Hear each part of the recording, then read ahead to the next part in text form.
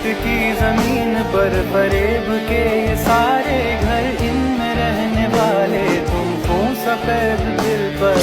इसको जितना आंखें भर के देखना है देख लो। ये फीमेल ब्रेस्ट है, ये भी दूसरे बॉडी पार्ट की तरह एक पार्ट है।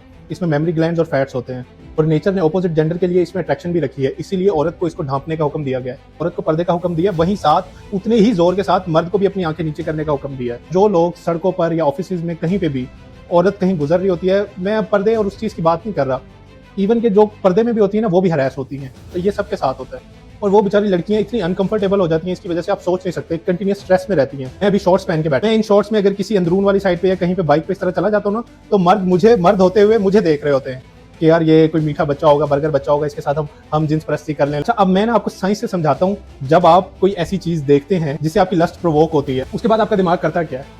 अब वो चीज आपको मिलनी तो है नहीं, क्योंकि आप तो सिर्फ अपने दिमाग को धोखा दे रहे हैं ना, एक चीज उसको दिखा रहे हैं। इसीलिए इस्लाम ने जहां औरत को पर्दे का हुक्म दिया, वहीं साथ उतने ही जोर के साथ मर्द को भी अपनी आंखें नीचे करने का हुक्म दिया है। सपोज यहाँ से कोई लड़की जा रही है और आप उसको ऊपर से नीचे तक स्कैन कर रहे हो, ठीक है, आपने देख लिया, वो चली गई, आपको कुछ नहीं मिला। अब आपके दिमाग में एक डिजायर पैदा हो गई है, ठीक है, मुझे ये चीज चाहिए।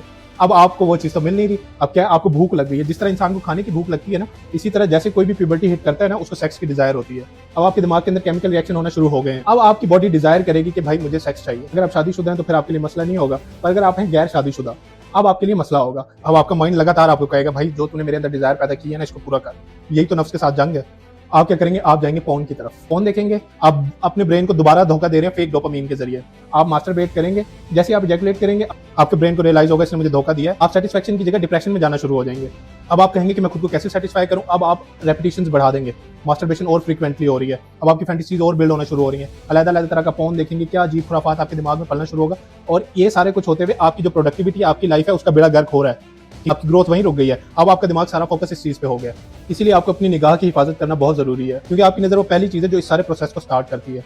और आपको पता है, इसी वजह से बहुत सारे लोग डिप्रेशन में जाते हैं, इन्हीं चीजों की वजह से रेपिस्ट पैदा होते हैं। मुझे पता नहीं ये बात करनी चाहिए या नहीं करनी चाहिए। पंजाब में कुछ ऐसे वाकयात हुए कि जवान मर्दों ने जानवरों के साथ ज्यादती की है। मतलब आप देखें, इंसान की लस्ट उसके दिमाग पे किस हद तक चढ़ गई होगी कि अब उसे इंसान नहीं, जानवर की भी हया नहीं रही और वो जानवरों के साथ कर रहे हैं। तो भाई अगर आप में इस तरह की कोई आदत है तो अपनी नजर का ध्यान करें।